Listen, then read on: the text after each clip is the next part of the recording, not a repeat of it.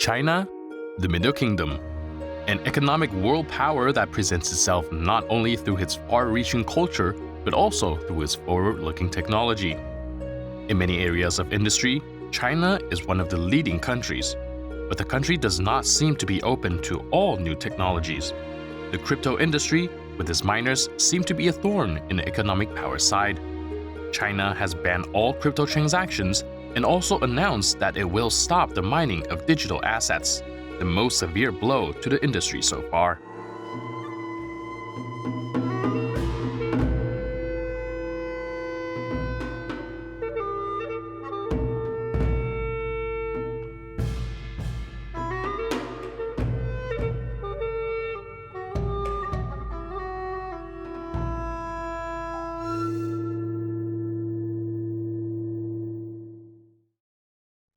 The People's Republic of China is not enthusiastic when it comes to the cryptocurrency stars, and especially the number one, Bitcoin, has had a long, intense dispute with China since its invention. Trading the world's oldest cryptocurrency is not welcome in the People's Republic of China. After all, it was China that helped Bitcoin achieve its current fame. Finally, it is thanks to the numerous pioneers and miners from China that countries like Salvador or Venezuela offer Bitcoin as an alternative means of payment. Nevertheless, the Chinese government's negative attitude towards cryptocurrency has become increasingly clear and incisive over time. But the Chinese authorities are going even further in their efforts to suppress crypto trading. Crypto transactions are considered illegal financial activities, including services offered by offshore exchanges, the People's Bank of China reported on its website.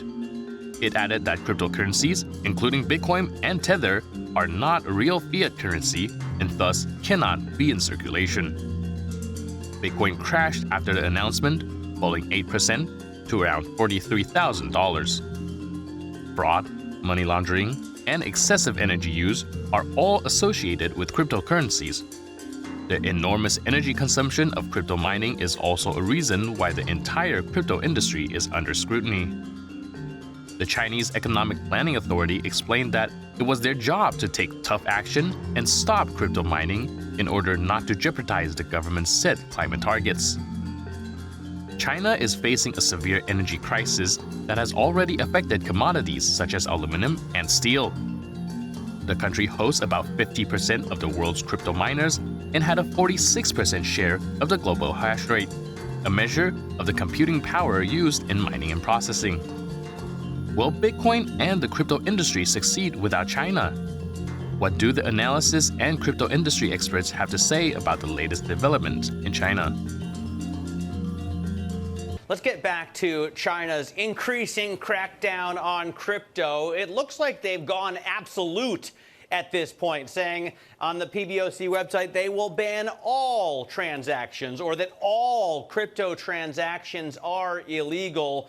We do see Bitcoin's price falling down below 44,000, down below 43,000 right now, at 42,912. Let's get to Joanna Ossinger, our Asia crypto czar, for more on what this actually means. Joanna, it seems like from now on, everything that you want to do, besides simply holding crypto if you already have it, is illegal. Is that am I reading this correctly? Hi, Matt. That's kind of what it looks like. But the question always with these things from China is, what does it mean in practice? You know, we've had the crackdowns before over the years, and people have been able to do workarounds and they keep exchanges going, even though they crack down on exchanges. There are a lot of people who still hold crypto. So you'll see, even for Bitcoin and the crypto complex generally, the drop that we've seen is actually not that big. So it tells you that it's not that much of a surprise, but it's definitely not being, it's definitely not increasing the prices either, right? So, Joanna, why are they doing this now? They've been wanting to do it. Do they feel emboldened by everything else? Is it a distraction because of what's going on with Evergrande?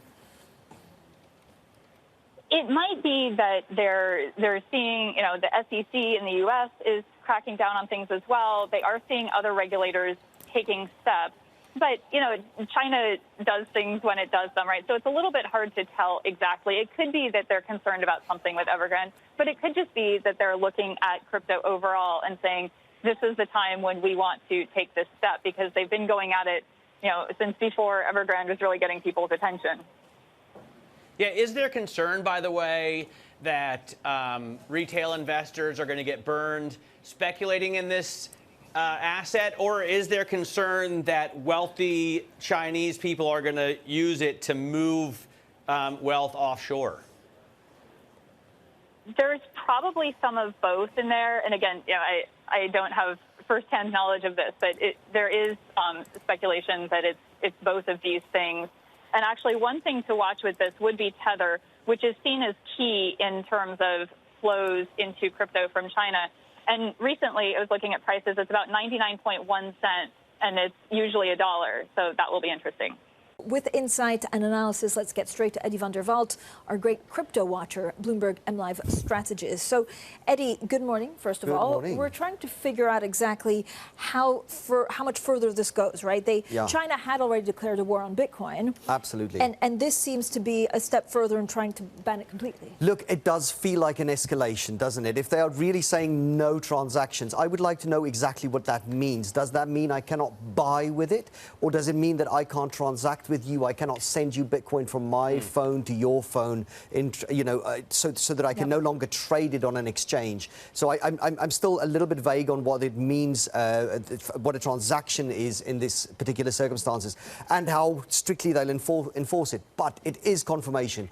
China doesn't like this. And Bitcoin, at the moment, still needs China and Chinese investors. There's a lot of Chinese investors that have been long Bitcoin and have been using it and have been building it up. So it's an escalation, and we shall see how much, crypto prices respond to it. Yeah, I think it's interesting. Francine makes a good point that they've incrementally been fighting again. They banned exchanges, they banned mining. But it looks like what they're saying is, and the emphasis is on the word all crypto-related transactions are illegal. To me, that means anytime you want to trade it, be it for goods and services or trading with friends, any kind of crypto-related transactions are illegal. And I mean, just looking at the price, it doesn't seem to have hit Bitcoin that hard. Right now, we're looking at a drop of 3% of still 43,351. How important is the Chinese market to Bitcoin? The Chinese market is extremely important. And, the question is how well China will be able to enforce this. I do wonder, though, Matt, whether whether we are talking about a ban of transactions or a ban of ownership, because if ownership is still legal, then effectively you will have to be able to trade it somehow. But if it's about transactions and I won't be able to pay for goods and services with it, then it's an escalation, but not as serious as it had been, right? Because then it is no longer a financial instrument either, which for the most part, let's face it, Bitcoin is not used that much for transacting in the financial system. It is used as a financial asset, as a store of wealth, as a play on. It puts it really in a gray area. This is like in the U.S., this was the issue with marijuana a lot. In a lot of states, you could own it, you could hold it, but you weren't allowed to buy it or sell it. So the question was, how do I get it? Well, the law didn't make that clear. They just said you cannot buy it or sell it, but you can hold it. And that may be the same case with Bitcoin here. Well, it's clear which way the direction of travel is here in China, right? I think that, for me, is the message. We know that China is not keen on cryptocurrencies in general, particularly ones that they don't control. So, central bank digital asset will be a completely different thing. But for the wide spectrum of cryptocurrencies, I don't think that they have made it clear that this is not something that they like. Eddie, the crackdown in China is not, unfortunately, limited to cryptocurrencies. They've been cracking down, really, as our Tom McKenzie put it to us, on risk across the board, and that includes in the property sector, which raises the Evergrande question. We have no idea what happened with the dollar coupon bond payment yesterday, whether or not they actually met that deadline. What happens in the next 24, 48 hours? From China in general, I think we have to wait and see. We have to wait and see whether there is any contagion that comes from this. And yes, I think the Chinese system it's uncomfortable bedfellows with capitalism in general, and therefore it's a hard case for them to make. In general, that trading and free markets and letting people speculate as much as they want. So some sort of crackdown is possible. But for the Evergrande fallout, I think it is possible that that China contains this. It is not it's not something that they cannot prevent the spillovers if they wanted to. So whether particular bondholders will lose money, that isn't but one question. But they can stop the financial system from seizing up. China is well aware of the potential of blockchain technology and has even introduced its own digital currency, the digital yuan. Also, the Chinese company Tencent had already launched a program called QCoin in 2007, which was used in its own messaging service QQ and also opened its own secondary market. As a result, in 2009, the Chinese government banned the use of digital currencies for the purchase of real goods and services. Bitcoin was one of them, but was not explicitly mentioned in the ban. However, the fact that the Chinese population already has experience with digital currencies worked in their favor. China has therefore become the center of the young crypto industry over the years. Meanwhile, the Chinese government decided to wait for the development of digital coin, which in turn opened up opportunities for crypto companies to explore in new ways. The first Chinese Bitcoin exchange, BTC China, was founded in 2011, followed by the crypto platforms Huobi and Bitmain in 2013, with companies such as Baidu immediately accepting Bitcoin payments. This in turn attracted the attention of China's currency regulators. In December 2013, they announced that Chinese financial institutions would no longer be allowed to process Bitcoin transactions. They declared Bitcoin an illegal means of payment. This announcement came at a time when Bitcoin trading had already taken off considerably, and the Bitcoin price exceeded the $1,000 mark for the first time almost 10 days before the ban. After the announcement, Bitcoin's value on the world's largest Bitcoin exchange at the time crashed by over 30%. For crypto industry insiders, China's crypto ban did not come as a complete surprise. Bitcoin mining, however, was excluded from the ban. This was still allowed, and favorable conditions quickly made China an El Dorado for Bitcoin mining companies. Although the regulator did not prevent individuals from trading Bitcoin, they advised those involved to be aware of the associated risks.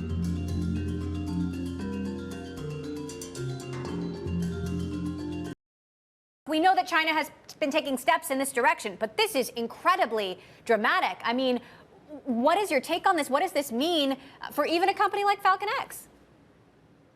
Sure. So, I think China has been banning cryptocurrency for a number of years now. First in 2013, 2017. This is not the first time they've done so this year.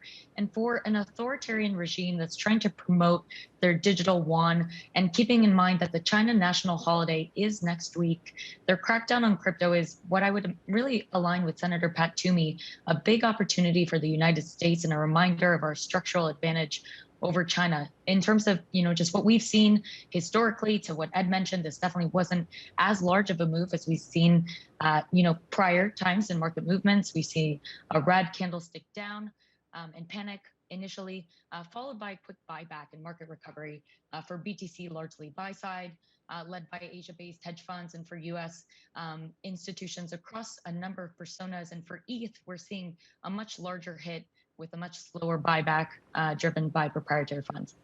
Who are the winners and losers here? And if you could get into some coins specifically, that would certainly help us better understand the situation. Yeah, that's a really, really good question.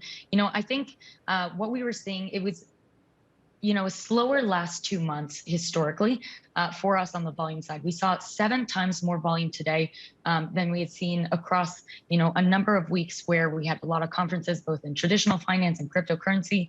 Layer ones are definitely top of mind. I know you have spoken, about layer ones historically in the past, Ethereum, but also things like Avalanche, Solana, Atom, as well as Luna, in addition to Bitcoin, and then some tokens outside of that, primarily looking at renewed interest in some of the play to earn tokens like a YGG or an Axie Infinity.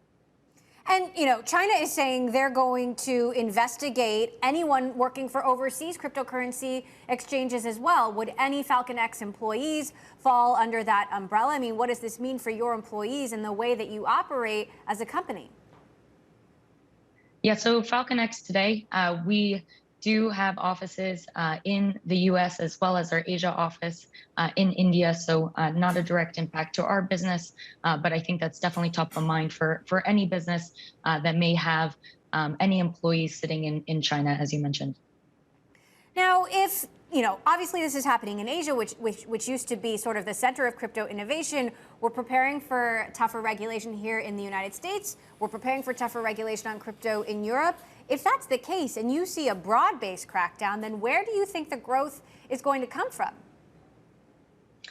Yeah, that's a really good question. I think, you know, if we use just China mining as an example of this, we saw China ban mining, and we actually saw a number of those miners come to the United States. So hash rate is almost 70% of what it was prior to the ban. So we've almost had a full comeback from that. And a lot of the miners today are in the US. And so we really saw that innovation come to the United States. And again, going back to that, really an opportunity for the US to show that we're at the forefront of working with this industry to spark innovation. I think across the board, everyone's trying to protect consumers. That is top of mind for any company in this space. How do we do so without stifling innovation? In 2015, Chinese Bitcoin mining companies made up half of the Bitcoin hash rate. The first additional cryptocurrencies to be exchanged through so-called initial coin offerings, ICO, were those of the digital currency. In autumn 2017, Chinese ICOs has raised over $400 million, alerting the Chinese government. In an attempt to support the weakening yuan and prevent the illegal outflow of money from China, the country's central bank began investigating the activities of crypto exchanges in January 2017. As a result, the investigation focused on the stock exchange's approach to a foreign exchange management and anti-money laundering. The PBOC considered ICOs to be an illegal fundraising mechanism. It banned ICO platforms from issuing ICO tokens and ordered that the funds raised through ICOs should be returned to investors. Among other things, the regulator found that ICOs threatened the stability of the country's economy and pose a risk of business failure. The order also stipulated that financial institutions and non-bank payment companies may not offer services that support token-based fundraising activities. While China's crypto community was still processing this new reality, regulators issued another directive. Only 2 weeks later, crypto exchanges that allowed the exchange of fiat to cryptocurrency were definitively banned. As a result, many Bitcoin platforms moved their activities abroad, while others were forced to close their platforms completely. What did you think when you heard about China's move? I think, you know, we've seen the resiliency of the crypto markets to sort of changing regulation and specifically changing regulation in China several times before. It's very hard to eventually predict, you know, how any change impacts the gatekeepers or the various players in the market, but it's very clear that it's impossible to regulate Bitcoin itself as the protocol and people's usage of sort of the decentralized protocol, whether it's Bitcoin or others. I think in general, there's a lot of discussion about the fact that, you know, in September 2017, there was also sort of a big China ban on crypto, on exchanges. And after that, we saw sort of the first big crypto rally of 2017 of Bitcoin reaching back then the records of 2017. I think, you know, sometimes when you think about regulating Bitcoin, it's like, you know, a multiple-headed monster. You try to cut its head, and then you get 5 additional heads. So it's very interesting to see that resiliency of the protocol itself. Yeah, you definitely just called Bitcoin Hydra, but that's cool. We'll just go with that. But to your point, that's going to be the bull's point, that there's going to be lots of different avenues and lots of different people who want to wind up trading Bitcoin. If China really cracks down and says you can't own it which they didn't say, but say they say you can't own it, you can't use it at all, and you can't trade it. How does that not have a material impact on the price and the volume that it can trade with? You know, I think the global economy, as a global economy, is much bigger than any single state. We're seeing a transition globally, by the way, in capital markets as well, from capital markets being hyper-local, where people only trade locally, to capital markets being global. And then obviously, crypto markets are hyper-global, the opposite of local capital markets. There's definitely, you know, there's always going to be impact of various regulations in the crypto market, but I think we'll also see, again, the resilience of a global monetary decentralized system. And there's going to be a shift that we started seeing, you know, an exciting shift this year, more towards DeFi, to decentralized finance, to various protocols. I think this will shift the industry more towards DeFi. Of course, the potential bigger risk for cryptocurrencies, and I think, Yoni, we may agree that other cryptocurrencies are the bigger threat to central banks rather than Bitcoin, which is kind of in a class of its own, for better or worse. But the risk is the other central banks, notably the Federal Reserve and certainly the ECB, weighing in and actually deciding how and when and in what form these things can trade, and whether the central banks want their own fiat-based digital currency, which could happen. How big a risk is that? And is that some of what we're seeing priced in here? So, you know, as always, I'm an optimist, so any risk is an opportunity. There's no doubt we're seeing, you know, the genie's out of the bottle. We're seeing the digitization of money. We're seeing digital transformation happening to money, which is the biggest digital transformation of everything. And I think the blockchain technology represents that shift. Bitcoin represents a new type of global commodity, and regulators will look for ways to regulate and governments to innovate. I think we'll see a lot of central banks and governments launching their own digital currencies. I think this will run in parallel to what we call today the crypto markets. It's a different type of an asset. But I think, you know, this process of moving the entire monetary system into the digital realm is definitely something, sort of an arms race between a lot of different countries around the world. Yoni, last question here quickly. Since China made that announcement, what kind of trading have you seen on your platform? Well, we generally see trading patterns sort of really reflect with volatility. So as volatility is higher, we see more trading activity. And as price goes up, so, you know, we've seen in May that correction that lowered prices of Bitcoin from all-time high after the mining ban. Then we've seen an awakening on a lot of the DeFi protocols in the beginning of August, which sort of revived a lot of new protocols, as well as Bitcoin price and ETH reaching almost 4,000 again. And I think now with that correction, we're seeing markets that are a bit softer than they were a month ago. As a result of such developments, some China-based exchanges relocated their operations to other countries, while others had to close their businesses. In April 2019, China's National Development and Reform Commission, NDRC, identified Bitcoin mining as an undesirable industry in its preliminary list of sectors that should be promoted, restricted, or eliminated by local governments. Bitcoin mining, a computer-intensive process of validating Bitcoin transactions in order to receive newly coined Bitcoin as a reward, fell into the catalog of industry that the agency deemed particularly harmful to the environment. As might be expected, this move caused some panic, given that a significant percentage of Bitcoin mining rigs were made in China. Moreover, more than half of the world's Bitcoin mining power was located in China, as operators there had access to cheap electricity. Although the NDRC eventually dropped Bitcoin mining from its final draft after much deliberation, the whole episode was an initial step of what was to come. Talk us through some of these latest lines coming out from China. How is this different? Why do you think the market was quick to shrug it off? Yeah, good morning, Yvonne. So good to be back. The latest ban is just an extension of further tightening of the crypto policies in China. This has been rumored since the summertime that China will eventually get cut off in terms of the crypto exchanges market. As people may know, 4 years ago, the PBOC and the regulators banned domestic exchanges in China. And then what happened was many of the exchanges just moved offshore, but yet we're still servicing people within mainland China by requiring them to go through VPN access and so on.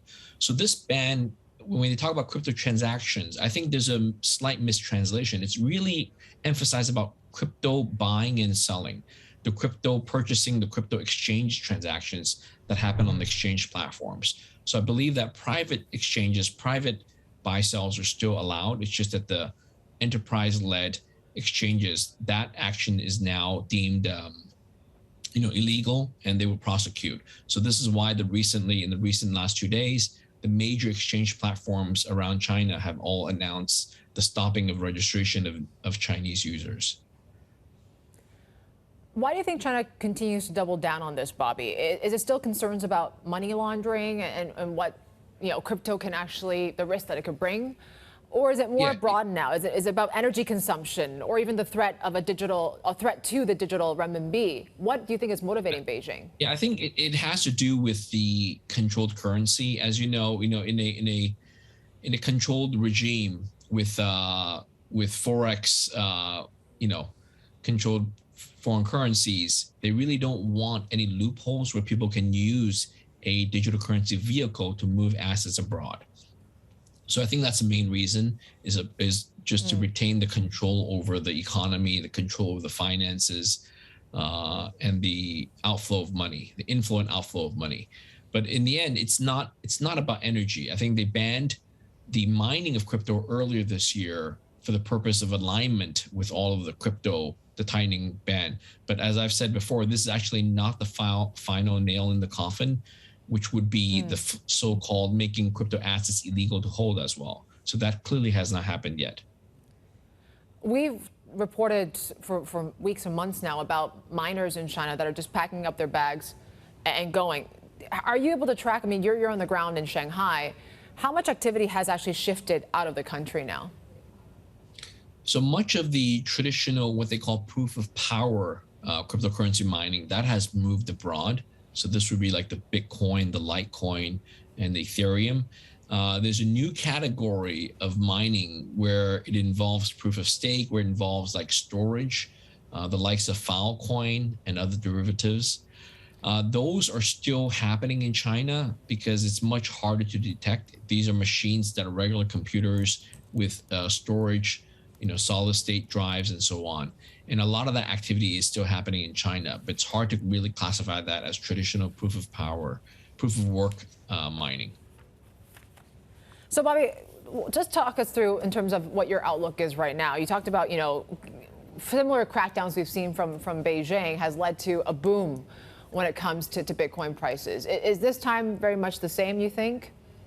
Yeah, it's kind of like, when the rumor is, so what is it? Sell on rumor, buy on news. That's kind of what's happening right now. The rumor has been in the works for several months now that China will have a very tight crackdown on Bitcoin this year. And the hammer finally dropped. The timing is reminiscent of what happened in 2017 when the crackdown came in early September. And then of course we knew that the Bitcoin prices rallied to a multi-year high at the end of 2017. And this year, no different, that with the crackdown now announced, sort of the bad news is now out of the way. The market is reacting and processing, digesting that information. And I think I'm very bullish on Bitcoin, especially for end of year rally, a FOMO rally this year. So I expect Bitcoin prices to break out again in the next few weeks and months. All right, we're still hovering around that 43,000 level. We tumbled below that kind of level there over the weekend. It was only a 5% drop. Yeah, I'm just wondering what we're still far from that all-time high around 63,000. I mean, where do you think prices are really going to go if you're talking about year-end rallies now? So I think it'll easily go over $100,000, and then depending on how sharp the rally is, it's also likely to even touch 200 or even go above that. Now, obviously, going above $200,000 is a huge milestone. So there'll be a lot of media coverage, and that's what leads to what they call a fear of missing out rally. So generally that happens every few years, and I think FOMO rally for Bitcoin has been due for a long time now. I mean, Bobby, maybe just as the end, we've seen this regulatory crackdown in China from everything from fintech to cryptos. Does it change in any way how you operate now in your business with Ballet? Yeah, my business is selling hardware wallets, so we are not impacted by this. And also, for this being my second startup, from the outset, I knew to position our business to not rely on the China market. So after the earlier crackdown, our sales in China have indeed come down. But for me, it's not a big issue because we've always relied on the international global market for cryptocurrency. So for wallet makers and other businesses that don't concentrate their activity in China, this crackdown doesn't make a difference. However, for those companies that are focused on the China market, I think this is tougher for them. Following the State Council's declaration, provincial governments began taking proactive measures to stop crypto mining. The regulators justified the new action mainly on the grounds that Bitcoin is very energy intensive and poses a threat to the country's environmental goals. The fact that the crypto industry is intensively searching for a more environmentally friendly version of Bitcoin has already been presented with the Chia Green Token project. Chia has been dubbed the green altcoin. How exactly is it greener than Bitcoin? Well, first of all, instead of relying on electricity and custom hardware to prove that you're correctly validating the chain, we instead rely on unused hard drive space. And what you do is you fill your space with what is the equivalent of a bingo card, and you just store it on your drive until you happen to win that challenge and get the chance to validate a transaction. And hard drives use significantly less power. If all the hard drives that we're going to ship this year, a whole zettabyte worth, were compared to just, say, Ethereum, that's like 1/10 the total energy usage per year. So if Chia really takes off, though, then doesn't that create a need for more storage, a need for more hard drives, which ultimately creates more waste, and then that's another problem for the environment? Well, look, there's two things that are important here. Thing one is, better than what? A bicycle is much more efficient than a Tesla, but that doesn't mean that we don't want Teslas to compete with SUVs. We are a much greener alternative with more security, in fact, than both Bitcoin and Ethereum. We have about 500,000 nodes compared to Bitcoin's 40,000 nodes. But actually what we're doing is we're putting used hard drives back in service. When Facebook or Box gets to the 4-year end of life of those drives, they get sold to recyclers, and what's been happening is our farmers have been buying those, and instead of them going to a landfill, are farming them. So you just announced plans to go public, and as I understand it, the plan is to become an exchange, a broader payment system. Can you talk to us about what the overall ambitions are? Yeah, we believe that blockchain should have gotten product market fit in 2017, but there were regulatory problems, and the functionality that was available on most chains really wasn't yet ready for enterprise or government adoption. Our new on-chain programming environment, Chia Lisp, is very much designed to support things like central bank digital currencies, distributed exchanges, so things like carbon credit markets, later equities. And one of the things we did very differently is we've taken the company form to drive the adoption of a blockchain. We expect to build kind of a Red Hat business where we're supporting the adoption of blockchain infrastructure for the people who need it. And our strategy to go public is very much a product strategy. For a lot of companies, going public is an exit. For us, it actually helps clarify the regulations. It kind of makes it more clear that this is our equity versus these are our coins, which are a commodity.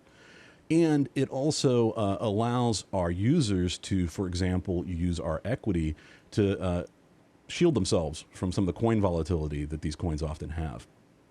Now, there's been some backlash against Chia for being a for-profit company, backlash around the timing of the IPO.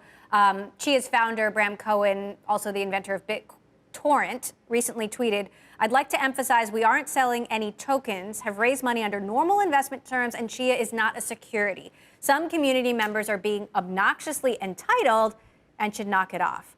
What's your response to the pushback? Well, we are trying to build a real community of civility and actual interest in the technology. This is a 30-plus year opportunity, and we're no rush to try to be there first. What we want to do is to actually go and solve the real problems people have. Things like being able to transfer money between banks in 2 different countries, things like sending money home to Guatemala. These things should be easier to do than cash. They should be cheaper than they currently are. And those are the things we're really focused on. There certainly is a bit of a gold rush effect where people want to get in early for chia farming. And chia farming is very approachable. It's not super easy, not yet, and we will make it easier. But I think there's some frustration, and especially around detail, which is pooling, allowing people to kind of share their rewards. But we're going to have that for people very shortly. You say it's greener than Bitcoin. Is it greener than Ethereum too? So the thing about Ethereum too is that, well, it's going to be available in 3 months for the last 2 years. We don't think proof of stake is actually secure when you start talking about intergovernment kind of competitions. Proof of stake has all sorts of problems that really Nakamoto consensus, which is what Bitcoin is and which we are evolved from, really fixed. There are problems like every proof of stake chain is available for 50.1% of the value of the chain, and if you were to buy it, you own it for the future. Where like Bitcoin or Chia can recover from a 51% attack and keep going. Now, obviously, there's been a lot of volatility in the crypto market in general, but the Chia coin itself has been super volatile since launch. What do you make of that? Well, I think it was trying to find a price, and I think it has now found a price. If you kind of look at it over the last 2 weeks, it's been in a, call it $600 to $1,100 range. In crypto, that's a narrow range. For other folks, that's not as usual a range that they're used to. So I do want to ask you one last question about Elon Musk. You mentioned Tesla earlier, and obviously Elon Musk has had a lot of influence on price fluctuations over the last several weeks. Do you think that's a good thing, or is that unhealthy? Well, I think at least Elon was looking at the right issues, which are that cryptocurrency is the way of the future, but that there are real concerns around the carbon footprint that Ethereum and Bitcoin have today. But I will say it this way, celebrities will be celebrities. We're very much more focused on actually getting this blockchain adopted by real users. So you think he's just a celebrity? Well, certainly not in the rocket business or in the car business or the solar business, but in the blockchain space, I like to joke. He once tweeted that he wanted blockchains to be 10 times faster and 10 times cheaper, and I'm hoping that my Plaid Model S is going to be 10 times cheaper too. But the answer to the question of environmental sustainability is not the only key to success. China keeps providing environmental reasons to introduce more regulations, and above all, which countries are leading in this respect. Is finding an answer to the environmental sustainability part of the piece really crucial here? Good morning. Thanks for having me on the show. It's great to be here, honey. And I think this is a really important question for all industries, and crypto is not excluded from that set. We don't stand alone. So I think the really interesting thing about crypto is that it's an almost kind of marginal efficiency maximalist. So it is seeking the lowest sources of power, and we know that renewables are. So the latest stats that I've seen are that crypto miners, in particular Bitcoin mining, which has the most impost, is in the 50 to 60% range for use of renewables, which is well above industry averages. That being said, it is a long way to go there, and I think it is a key part of the story for crypto because this latest ban from China, which you mentioned, one of several that we've seen, it's that's driven, I think, from maybe they're tied up, but I think the China ban it's part of a bigger story for China in general, and it's something that we're obviously not happy to see. But from the energy point of view, what that has meant, and the previous bans in China for mining, earlier this year, has meant that mining has moved offshore. It's now accounts for only 45% of mining is in China, and that will likely reduce over time. And the more that mining moves offshore out of China, and the more that it moves into places where there's faster and faster uptake of renewables, and that the US is one of those locales, we'll see that energy mix change for crypto. And the last thing I'll say on this is that the different blockchains that exist out there, Bitcoin is one of them. You might have heard of Ethereum, I'm sure. They're looking at alternative ways to secure the network, and so proof of stake, which is it's a different method for securing these transactions and securing the distributed ledger. A lot of new technologies, new coins, and existing coins are transitioning to this type of methodology, and I think that will have an impact. Yeah, I was going to ask you about proof of stake, because even with the proof of stake blockchains, they're not created equally, right? Ethereum actually ranks pretty poorly out of some of the others. Is it really kind of the environmental savior here? It's part of the story. I think the main, the savior here is generation needs to change to renewables, and crypto will move even faster, because we know that renewable energy is the cheapest source of energy now, and every new project. In fact, there are some Australian projects that are really quite interesting modular mining projects. They're part of they can actually empower the energy transition. I think crypto being something that can be located, crypto miners that is, can be located on site. We're seeing projects that are setting up on site, dealing with excess supply. We've got excess supply issues in Australia when it comes to peak solar in the middle of the day, and you can leverage some modular consumption here. So Bitcoin's not just the enemy; it's part of a transition, and it's quite an interesting tool in that. But the real issue is generation, and we're seeing that change, and I think crypto will follow. We have seen this new experiment of cross-border digital currency by the Bank of International Settlements, not to mention the monetary authorities of China and Hong Kong. What will digital currencies do to other crypto assets? It's a really interesting question, because we've seen the announcement recently that platforms like Twitter have added crypto to their network. You can tip people on the platform using Bitcoin, and there was some really interesting videos showing people tipping cross-border. So all of a sudden, Twitter is now a cross-border payments platform as well as a social media network, and that's the power of blockchain and crypto. It's native to the internet, and it can plug into any app. So I think that the rise of central bank digital currencies is also something interesting. What has been proven over the last 12 to 24 months by the rise of stable coins and the use of crypto in cross-border flows is that it's a superior form of money. It works better in that context. And so you're going to see central banks make use of that technology. It's the new internet, it's a new rail. So these things will coexist. Unfortunately, in a place like China, they're trying to enforce one type of currency. We've seen the attitudes to tech in general, and that's an unfortunate thing for emergent businesses and the Chinese community there, who are so quick to embrace new technology, right? So crypto and central bank digital currencies will coexist in the future. When it comes to embracing new technologies, developing their digital currencies, and perhaps the development of regulations as well, which countries are leading?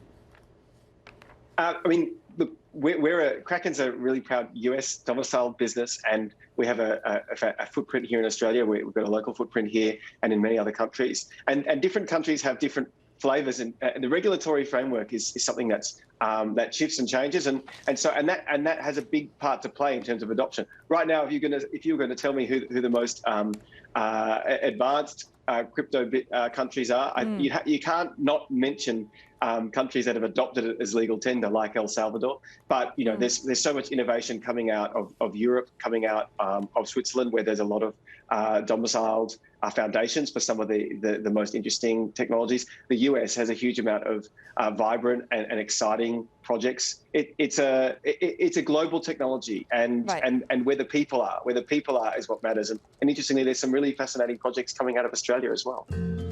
For most of 2020, the Chinese government was tightening its grip on cryptocurrency exchange activities within its border as part of an ongoing campaign to fight money laundering and fraud.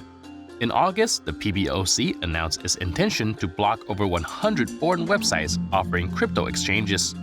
The problem facing China's crypto industry in 2021 began in May, when the State Council doubled down on previous crypto policies by calling for restrictions on crypto mining and trading. Previously, provincial authorities in the Inner Mongolia, Xinjiang, and Sichuan provinces, all of which were major Bitcoin mining hubs, had begun to introduce measures restricting the operation of Bitcoin miners. Similar to the prosecution of crypto exchange in 2017, Bitcoin miners were forced to either permanently stop operating or relocate to other crypto-friendly countries. since around 50% of the world's Bitcoin mining output was generated in China before the ban, the global Bitcoin economy felt the impact of China's Bitcoin mining ban as expected. Just give us your take about Beijing walking away from crypto assets.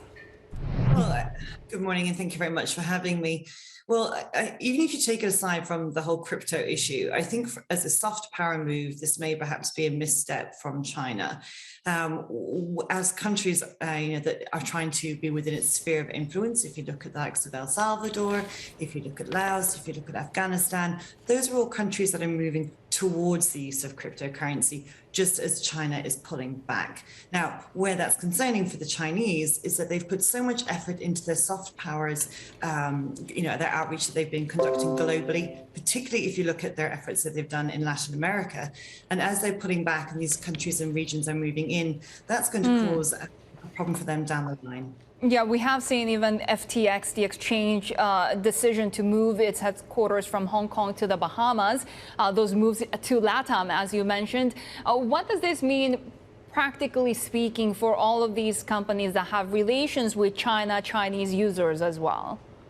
Oh, that's true. If you look at both Huobi and OKX, OK Exchange, two well-known behemoths from China that trade in crypto, we saw the impact on their token in trading over the weekend. Both experienced considerable drops in value. And certainly for companies that have that exposure to China with Chinese clients will be scrambling over the weekend and onwards to try and withdraw their positions. It is of deep concern for anyone with that level of exposure. But I think what's important is to frame it within the crypto industry itself. The industry has proven its robustness time and again. This is the second time this year that China has effectively tried to ban crypto, and the fourth time since 2013. Yes, absolutely, the industry saw a drop off in Bitcoin price in June when the last ban came through, but we can see what happened in the months subsequent.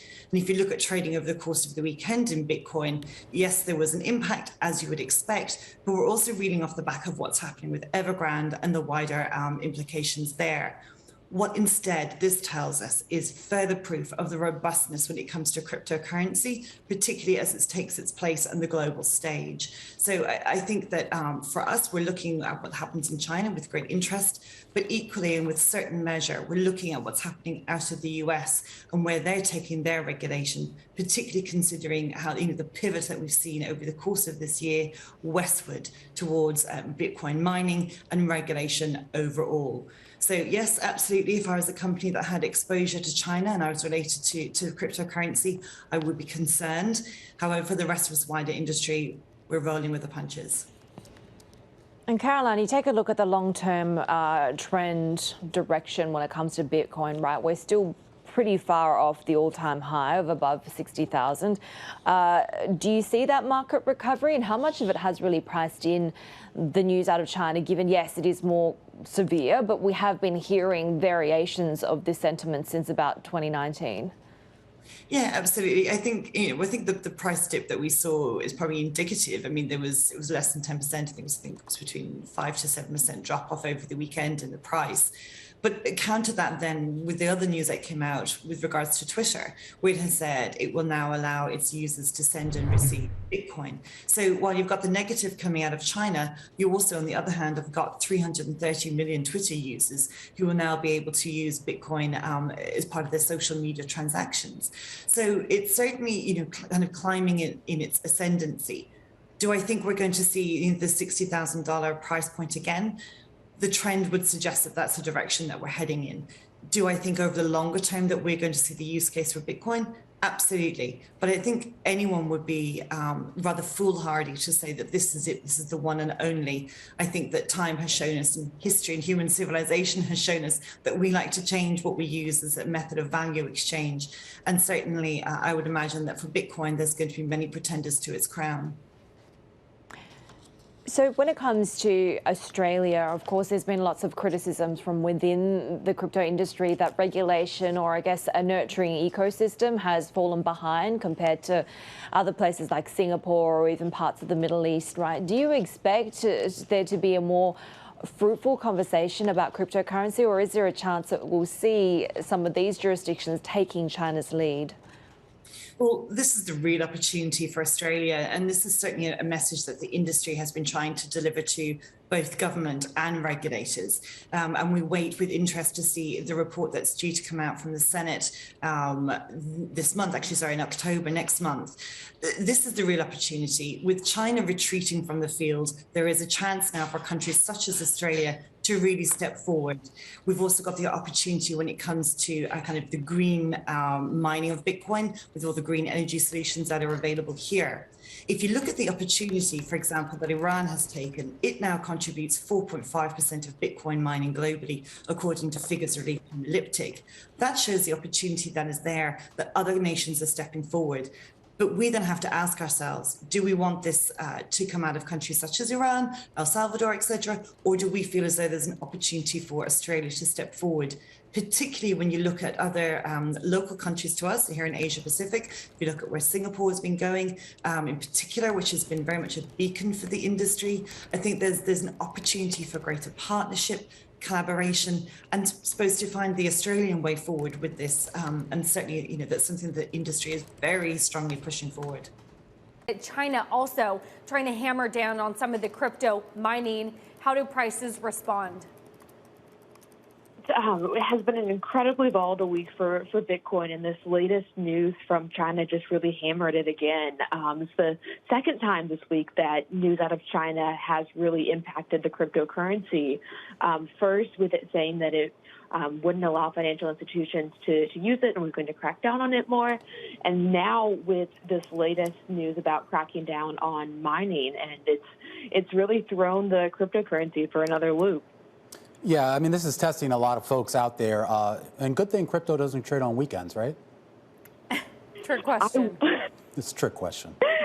Man, I wish that was... Go ahead. Oh, I wish that that cryptocurrency took a break on the weekends. But yeah, it continues to trade. And so this weekend, we might even see more volatile moves, just given that usually on weekends, there is lighter volumes. And so sometimes we see even more volatility then. Claire, we love, though, that it trades on weekends. That means that you as a reporter have a job on Saturday and Sunday, which we know that you love.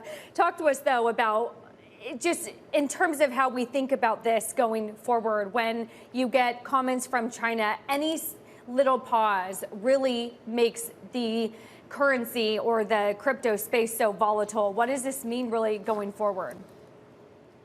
Well, it seems like the only thing that's certain is that, volatility probably will continue for Bitcoin.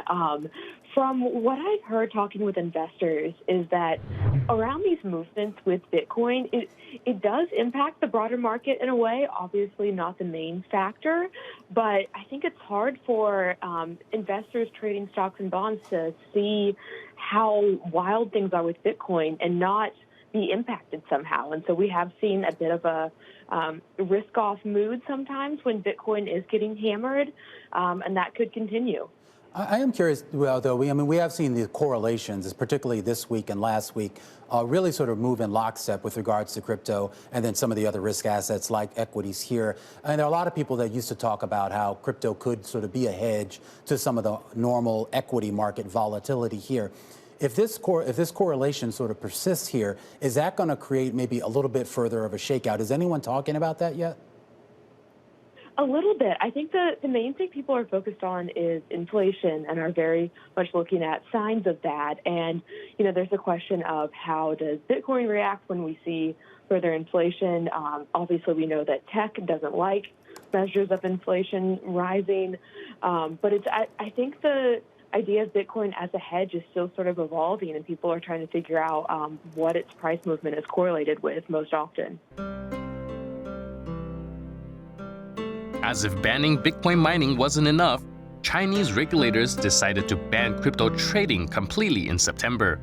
Unlike previous bans on crypto transactions, the country's central bank, in cooperation with 9 other government agencies, including the police and the Supreme Court, eliminated all doubts about the country's attitude to cryptocurrencies, leaving absolutely nothing for misinterpretation. The regulators have classified all crypto transactions, both from crypto to crypto and vice versa, trading and investments, as illegal, regardless of whether they were conducted through local or foreign platforms. This includes all Bitcoin, Ethereum, and Tether transactions. Chinese nationals working in marketing or technical support for foreign exchange may now face prosecution.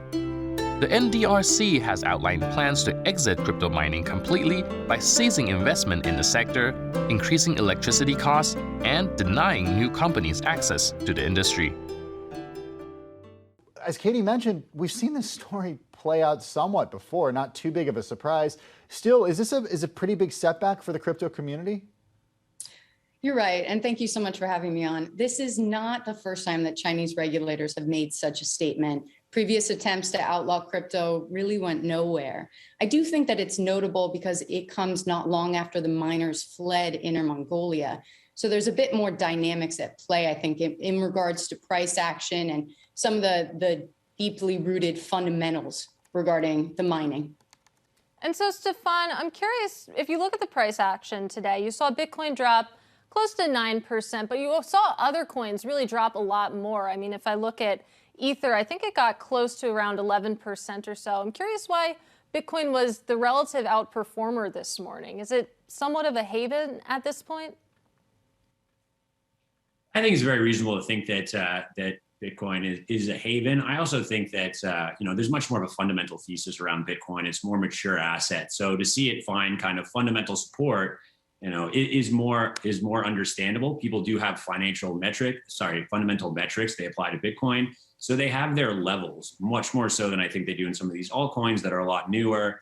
They're based on highly speculative use cases, et cetera, et cetera. So I think it makes sense in these sell-offs that BTC, which I think you could make a lot more fundamental arguments for, finds support sooner. And so, Leah, just again, focusing on the price action. So even though this wasn't new news, you did see Bitcoin and other cryptocurrencies react. We are heading into the weekend, and we know that the crypto markets are wide open during the weekends and that it tends to be a volatile time. What are you expecting? What could we be waking up to on Monday morning? Yeah, absolutely. Well, assets appear to have found a floor, but as you mentioned, weekends tend to be volatile, and how they react is definitely anyone's guess. But to your point, Bitcoin did drop about 10% before finding resistance at about 40,000, recovering to about 41,000. As mentioned, ETH sold off about 10% as well, remains well below 3,000, and those other altcoins are down even more. However, Cardano did seem to surge higher on the news, which is quite interesting. So I think that it's maybe anybody's guess, but we'll have a fun weekend for sure. Stefan, I'm wondering about what this means for the opportunity that other countries have. If China's cracking down, could this be a good thing for other countries? Yeah, I think that I think one of the confusions around the Chinese crypto crackdown is that a lot of, about a year ago, there were a wave of crypto proponents that suggested, due to China's move into the digital yuan and the fact that they moved that ahead very quickly, that they were pro-crypto. I mean, I really don't believe that that's ever been the case. I mean, as we know, China's been trying to crack on crypto since 2013. They're a country with strict foreign exchange controls. And for an asset class like cryptocurrency, which is promising more financial freedom, they've always disliked it. So, I don't think that I really don't think this is an incremental shift in terms of the opportunity set, because China's never wanted to be in crypto. But perhaps it'll change the perception in the US, as you mentioned earlier, that, hey, this is something we can get ahead of China in. And maybe that will be something that pushes regulators to have more favorable regulation towards the crypto companies. But yeah, I really think that this is a rehash of prior statements, regulations, as Leah suggested. So I'm not seeing this as changing the opportunity set. And in fact, I think the bigger news of the day was probably positive, which was the Twitter launch. Well, go ahead, Katie. No, Tim, you go ahead. Why, Stefan? Talk a little bit about that. This idea that you can actually tip using Bitcoin and through your Twitter account. Yeah, well, I think if you kind of do this came yesterday, we should know. Yeah, and exactly. Within the last kind of 24 hours, it's been enabled. I mean, you're talking about we're thinking about fundamental incremental increases in Bitcoin usage, right? So we're saying that people in China who have been finding ways to use Bitcoin haven't been allowed to. So call that flat, no change there. And now we've got this this very well known, high profile firm that's applying Bitcoin for a real use case. I mean, it's definitely incremental to its utility value as somewhat of And in addition to that, there's so many different arguments for Bitcoin, the store of value, payment mechanism. This is kind of a new concept, and I think it's very interesting. And as Leah mentioned, we seem to be finding some support here, and perhaps those positive thoughts will prevail. And Leah, speaking of use cases, speaking of other countries, I want to quickly get your thoughts on El Salvador, because Bitcoin is actually legal tender in El Salvador. And I'm curious if you have countries such as China really trying to ban crypto entirely. It's another country's legal tender. How is that going to work? Yeah, very nuanced indeed. I will just note, Stefan, I agree with you. I think it's very exciting indeed that Twitter integrated not only just Bitcoin tipping, but also Lightning. To your point, Katie, this is interesting, I think, because this saber rattling from China comes at a time when the digital yuan is starting to gain traction. In regards to what you're saying about El Salvador and why that matters, again, the problem with declaring Bitcoin illegal is that it's El Salvador's national currency, and people who conduct business between the two countries may be doing so in Bitcoin. So I think that following El Salvador's move to make Bitcoin its national currency, a number of other nations, including Costa Rica, have been making similar moves and statements. A number of other countries, including Ukraine and Cuba, have either passed crypto regulations or, in the case of Panama and the US, are signaling that those rules are soon to arrive. So, I think what it comes down to is markets have been made and there are profits to be had. I think it's very hard to outlaw cryptocurrencies on a global scale. Despite China's severe crackdown, the country has remained an important global crypto market. Chinese crypto wallets have received coins worth around $150 million so far. This means China remains second in the ranking following the US, according to a report by analytics provider Chainalysis. Henry Arslanian, crypto leader at PwC, said most crypto exchanges overseas still do not accept customers from the US. Now, exactly the same exchanges may have to ban customers based in China as well. For most global crypto exchanges, accepting customers from China has always been a gray market. Now, that ambiguity has been eliminated. But even if large exchanges are forbidden to China-based traders, the decentralized structure of the exchanges makes it very difficult to stop people from holding anything in any country. Arslanian said, the PBOC is also preparing to launch an official digital renminbi, making it a pioneer in this field.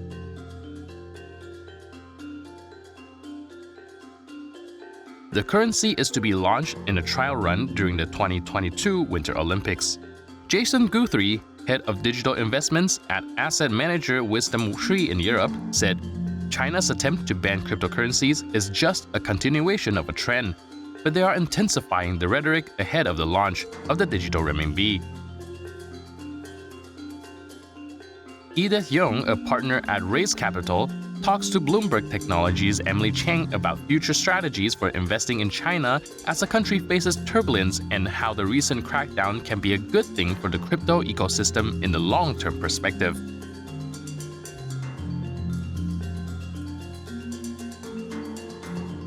I'm curious for you as an investor, how this China tech crackdown is impacting your strategy and where you're putting your money. Well, personally, I take a very long-term view on China. And obviously, hearing all these crackdown news about China on a daily basis almost. But I do want all investors to keep in mind that China is still the second largest, biggest market in the world. Over 1.4 billion people, 15 trillion GDP. Especially what I focus on in the venture space, just look at Sequoia China. They did 96 deals in the last 90 days. So things definitely are not slowing down per se. But having said that, of course, everyone in China needs to play by the rules. Doesn't really matter that you're Alibaba or Meituan or Didi or even the BPOC or the CIC. No one can really outsmart or outplay Chinese government. But having said that, particularly on SPAC and exit, really great to learn what's the latest going on with SPAC. Actually, one of my portfolio company called Day Cook mainly operates sort of the Tastemade of China. They are actually going on a SPAC on NASDAQ very, very soon, merge with Ace Global. That is still happening. So in some sense, I think Go ahead. Would you say, have you changed your strategy at all, given the China crackdown? Are you putting in just as much money as you would have, or are you changing where that money goes? I really want to go back to China because of COVID. I've been here for 2 years now, and not able to go back really makes it really, really tough for me to invest in China. Mostly from a raise capital strategy is to focus on early stage, put in early and support on infrastructure software. Right now, the world is so big and everybody really work distributed and remotely. So it doesn't really matter they are in China or not. But I have to say that most of our reinvestment lately has been mostly in Silicon Valley. We invested in Databricks, we invested in FTX. Those are all super global and go to market in both worlds. Well, it's interesting that you mentioned FTX because they recently moved their headquarters from Hong Kong to the Bahamas, in part because of this crackdown. And so I guess I'm curious, over the long term, how do you see this playing out in China? I mean, do you see the Chinese government easing up on some of these restrictions? Or if this is, the long-term strategy, how do you think that impacts the tech ecosystem there long term? I think tech ecosystem need to play by the rules. It doesn't really matter how big you are. You have to comply by Chinese law. And especially recently with this year, the data privacy protection law is key thing. I think as an investor, you need to be aware of that. I don't think we should drift our investment strategy just because what's happening in China, but it's something that we have to keep in mind. There is certainly still tons of upside because the market is so big. But then at the same time, there could be some ceiling because what's going on. I do think that there's certain industries, particularly more interesting for venture, particularly on the semiconductor and healthcare, because it's not really as close to data, consumer data, which is very, very sensitive in China. So therefore, being an investor, we just need to be super nimble and pay attention to what's going on in China. And what about crypto in particular? I mean, trading, mining in China has become illegal. So is crypto a more extreme example? How do you see the crackdown there impacting the broader landscape and investing? So China always have a love-hate relationship with crypto. And in 2008, that's when I was still going back to China full force. China was the #1 in terms of crypto mining and was the #1 in terms of crypto trading. And since 2017, they banned ICO. 2018, they banned fiat to crypto trading, which then we started to see Binance crypto to crypto trading. In 2019 until today, crypto mining is all banned. So in that sense, the biggest difference I do wanted to point out is that when the first crackdown happened, it really impacted Bitcoin prices to about 3,000. Today, according to CoinGecko, it's about $55,000 equivalent for Bitcoin. So I think that the crackdown in China on crypto, in some sense, is rebalancing the crypto ecosystem, and longer term is actually a good thing for the blockchain ecosystem because now China influence is actually getting less and less.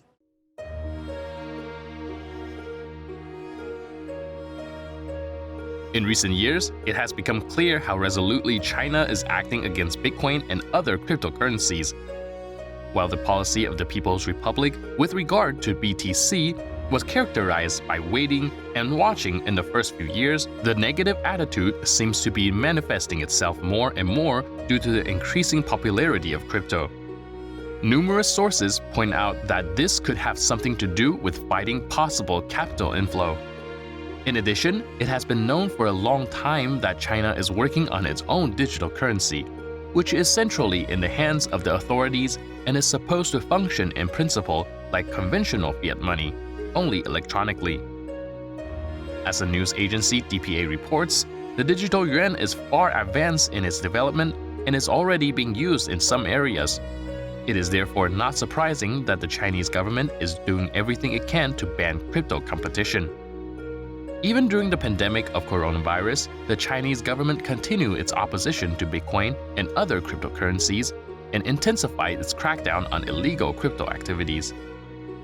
It has always claimed the fight against fraud and money laundering as the reason for its intense action. More and more foreign websites have been blocked by crypto exchanges to prevent domestic investors from trading cryptocurrencies and thus protect them from the risks of unregulated trading in cybercurrencies. Even though cryptocurrencies always react to every event described here with strong price fluctuations, Bitcoin's rising trend seems to be unbroken. We will have to wait and see whether it continues to do so.